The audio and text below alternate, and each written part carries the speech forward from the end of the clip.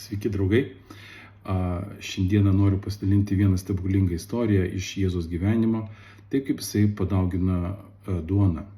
Šita istorija yra aprašyta Jono Evangelijos 6 skyriuje, taigi aš dabar paskaitysiu jums ją. Jono Evangelijos 6 skyrius, skaitykime nuo 5 eilutės. Pakėlęs akis ir pamatęs tokią didelę minią pas jį atėjusi, Jėzus paklausė Pilypo, kur pirksime duonos jiems pavalgydinti. Jis klausė, mėgindamas jį, nes pats žinojo, ką darysis. Pilypas jam atsakė, už 200 denarų duonos neužteks, kad kiekvienas gautų bent gabalėlį. Vienas iš mokinių Simono Petro brolis Andriejus jam pasakė, čia yra vienas berniukas, kuris turi 5 miežinės duonos kepalus ir 2 žuveles. Bet ką tai reiškia tokiai daugybei? Jėzus tarė, susodinkite žmonės. Toje vietoje buvo daug žolės. Taigi jie susėdo, iš viso kokie 5000 vyrų. Tada Jėzus paėmė duoną ir padėkojęs išdalino mokiniams, o mokiniai ten sėdintiems. Taip pat ir žuvis, kiek kas norėjo. Kai žmonės pasisotino, jis pasakė savo mokiniams, surinkite trupinius, kad niekas nepražūtų. Taigi jie surinko ir iš 5 miežinės duonos kepalų pripylė 12 pintinių trupinių, kurie buvo atlikę nuo valgiusiojo.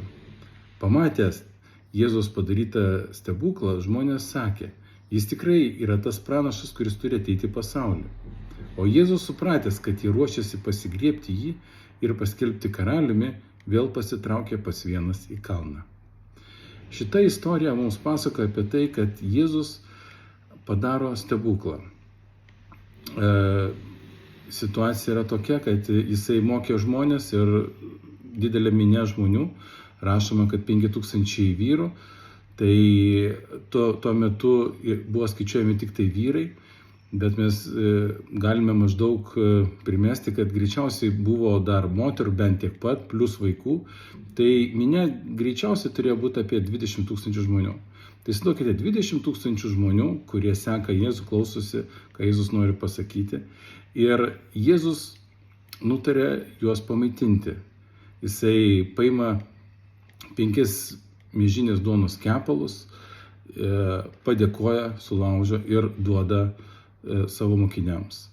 Ir tie išdalina visai miniai. Įsivaizduokite, 20 000 žmonių pavalgo iš 5 miežinės duonos kepaliukų ir kelių žuvų.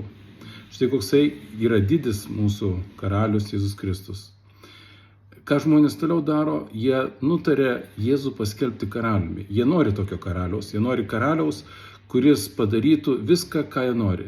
Mes irgi kartais pažiūrėkime save. Mes irgi norime tokio karaliaus, kuris duotų mums viską, ką mes tik tai norime. Norime mes naujo namo, norime naujos mašinos, nenorime mokėti mokesčių. Mes norime tokio žmogaus arba tokio valdytojo, kuris darytų mums tik tai gerai. Ir mes norime jį, kad jisai būtų mūsų karalius. Ir Jėzus, matydamas, kad žmonės nori jį padaryti karaliumi, jisai pasitraukė į negyvenamą vietą. Kodėl? Todėl, kad jisai nenori būti žemiškasis karalius, bet jisai nori būti dvasinis mūsų tėvas. Jis nori karaliauti mūsų širdise, jis nori, kad mes jam priklausytume visą laiką. Jisai tam ir atėjo šitą žemę, kad numirtų už mus, kad atiduotų savo gyvybę, kad atleistų mūsų nuodėmes, kad mes taptume jo vaikai ir būtume jo per amžius. Taigi Jėzus daro didelius stebuklus. Apie kitas istorijas mes paskaitysime kitą kartą. Iki.